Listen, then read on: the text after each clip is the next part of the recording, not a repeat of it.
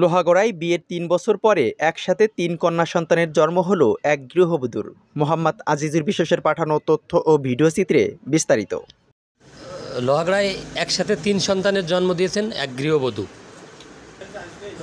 নড়াইল জেলার লোহাগড়া উপজেলার নোয়াগ্রাম এনএসখোলা গ্রামের খন্দকার সজীব হাসান তিনি কর্মরত রয়েছেন পল্লী সঞ্চয় ব্যাংক লোহাগড়া উপজেলা শাখাতে। ৩ বছর আগে তিনি আলপনা নামে এক নারীকে বিবাহ করেন। পরবর্তীতে বিবাহর ৩ বছর পার হতেই একসঙ্গে ৩ সন্তানের জন্ম দিয়েছেন আলপনা খানম। ৪ জুলাই শুক্রবার নড়াইল জেলার লোহাগড়া উপজেলার শিকদার হাসপাতাল অ্যান্ড ডায়াগনস্টিক সেন্টারে সকাল 10টার দিকে সিজারের মাধ্যমে এই ৩ সন্তানের জন্ম হয়। খবর পেয়ে টেলিভিশন ছুটে যায় শিকদার হাসপাতাল অ্যান্ড ডায়াগনস্টিক সেন্টারে।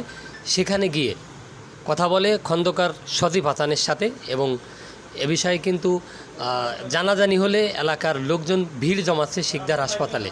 আমরা যতটুকু যা দেখেছি 3টি সন্তানই কিন্তু সুস্থ রয়েছেন এবং তার মা সুস্থ রয়েছেন। এ বিষয়ে আমরা কথা বলবো খন্দকার সজীব হাসানের সাথে। চলুন জেনে নিই তিনি কি জানান আমাদেরকে। আমার নাম হচ্ছে খন্দকার সজীব হাসান। আমি লোহাগড়া শাখায় আছি পল্লী সঞ্চয় ব্যাংকে কর্মরত সহকারী অফিসার হিসেবে।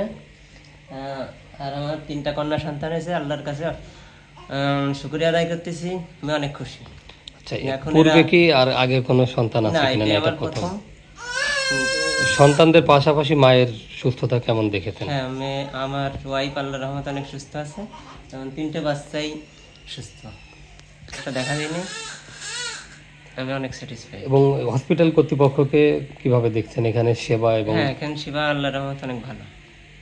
অনেকে আমাকে অনেক বাইরে যাওয়ার ভয় দিছিল, এখানে হয়তো 3টে বাচ্চা হয়তো সেবা ভালো হবে না এরকম।